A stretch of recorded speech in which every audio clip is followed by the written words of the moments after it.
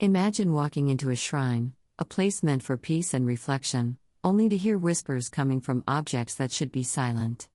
That's the reality for those who visited the Whispering Shrine. Today, we're diving into the eerie stories of sacred objects that have taken on a life of their own, emitting sounds that no science can explain. Are these signs from the beyond, or something even more mysterious? Stay with us as we uncover the truth behind the whispers. You hear whispers coming from a shrine at night, but no one is there. The air is thick with the scent of old wood and incense, a place where the boundary between the sacred and the sinister seems to blur. The protagonist, a local historian named Akira, is drawn to the shrine out of professional curiosity and a personal quest to uncover the truth behind the legends. As night falls, the usual sounds of the forest fade, replaced by an unsettling silence. Then, the whispers start, soft at first, like the rustling of leaves, but growing clearer, forming words in a language Akira can't understand. His heart races, palms sweating as he steps closer, the wooden floor creaking under his weight. The whispers grow louder, more insistent, as if the shrine itself is speaking. Akira's rational mind battles with the terror creeping into his bones. He reaches out, touching a sacred object, and the whispers stop abruptly. The silence is deafening. Then, from the darkness, a single, clear whisper calls his name. Akira flees, the sound of his own footsteps echoing like the shrine's mocking laughter. The next morning, the shrine appears untouched, peaceful. But Akira knows what he heard. And he knows, with a chilling certainty, that the shrine knows him too.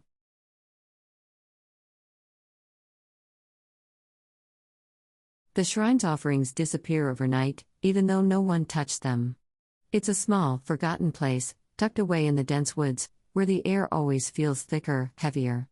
The locals avoid it, whispering about the shrine's hunger, how it takes what's given but never gives back. I came here as a skeptic, a researcher documenting local folklore, but the first night changed everything. I placed fresh fruit and rice cakes before the altar, a simple offering to observe. The next morning, they were gone. Not a crumb left, not even the plate. The security footage showed nothing, just the offerings one frame, vanished the next. The air grew colder, and I swear I heard whispers, not from any direction but everywhere, words I couldn't understand but felt deep in my bones. I tried to leave, but my car wouldn't start. The shrine's gate, which I'd left open, was shut tight. That's when I saw them, shadows moving without a source, stretching towards me from the altar. I ran, and I didn't stop until I was miles away. I never went back, but sometimes, in the dead of night, I hear those whispers again, calling me to return.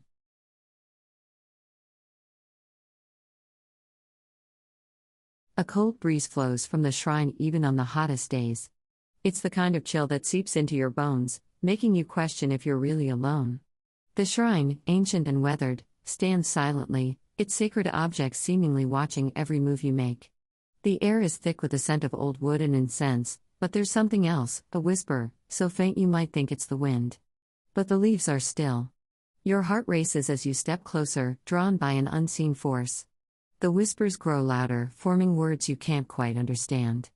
Your hands tremble as you reach out, the cold breeze now a gust, pushing you back. You swear you see shadows moving where there are none. The sacred objects rattle softly, their noises defying all logic. You want to run, but your feet feel rooted to the spot. The whispers are clear now, calling your name. And then, silence. The breeze stops. The objects are still. But the feeling of being watched remains. You leave, but the shrine's presence lingers in your mind, its secrets untouched, its whispers unanswered.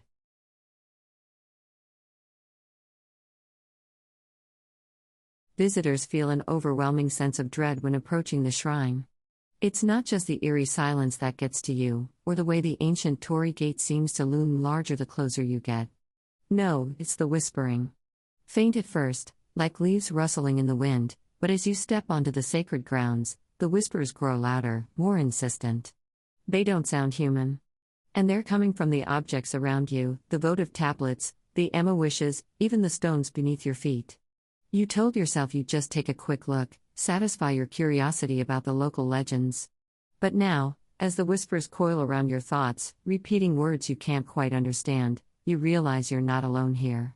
The shrine is watching. And it's hungry. You try to back away, but your feet feel rooted to the spot. The whispers crescendo into a deafening roar, and for a terrifying moment, you swear something brushes against your shoulder. Then, as suddenly as it began, the noise stops. The shrine is silent again. But the dread?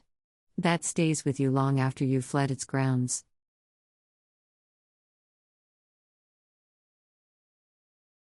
The shrine's bell rings by itself at the stroke of midnight. Nestled deep within the ancient woods, the shrine stood as a silent guardian of forgotten rituals. Its wooden beams, weathered by time, creaked under the weight of centuries. The air was thick with the scent of incense long extinguished, and the only light came from the pale moon filtering through the decaying roof. A lone visitor, drawn by curiosity and the whispers of locals, stepped inside, his heartbeat echoing louder than his footsteps. As the clock struck 12, a cold gust swept through the shrine, and the bell, untouched, began to sway.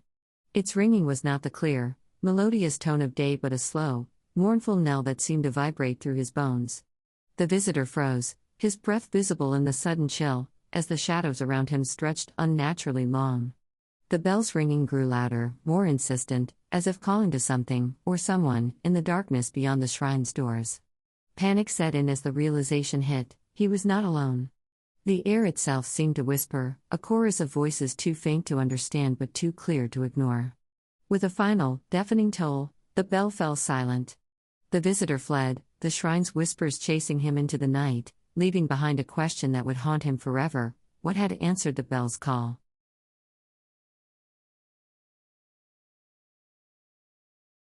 Mirrors near the shrine reflect figures that aren't there in real life.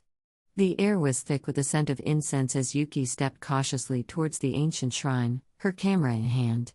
She had come to document its beauty, but the silence was unnerving. The mirrors placed around the shrine grounds gleamed under the moonlight, their surfaces too clear, too perfect. Yuki paused, her breath shallow as she noticed a figure in one of the mirrors, a woman in a white kimono, her back turned. But when Yuki spun around, there was no one there. Her heart raced. "It's just a trick of the light," she whispered to herself, trying to steady her shaking hands. She lifted her camera, aiming at the mirror, hoping to capture the image, to prove it was just her imagination. The flash went off, and in that split second, the figure turned its head, its eyes meeting Yuki's through the lens. The camera slipped from her fingers as she stumbled back, the shrine's whispers growing louder, swirling around her like a chilling wind. She didn't wait to see if the figure stepped out of the mirror. She ran, the echoes of laughter following her into the night. The next day, her camera was found at the shrine, the last photo showing not the empty mirror, but the woman, now standing inches from the lens, her mouth open in a silent scream.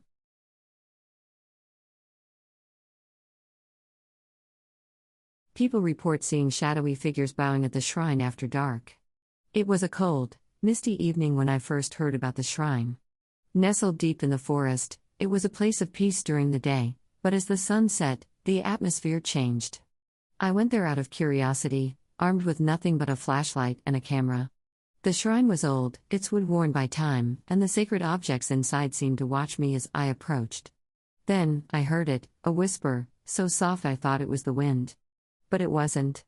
The whispering grew louder, coming from the objects themselves. My heart raced as I saw them, shadowy figures, bowing in unison at the shrine. They made no sound, but the air was thick with an unexplainable pressure. I wanted to run, but my legs wouldn't move. Then, as quickly as they appeared, they were gone. The whispering stopped, but the feeling of being watched remained. I left the shrine that night, but the experience stayed with me. To this day, I can't explain what I saw or heard. Was it a trick of the light, or something more sinister?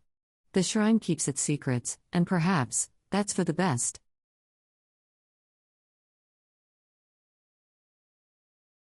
The shrine's door opens and closes on its own, as if welcoming unseen guests. It's an old, secluded place, hidden deep within the forest, where the air is always thick with the scent of incense and decay. The protagonist, a curious historian named Akira, visits the shrine to document its ancient artifacts.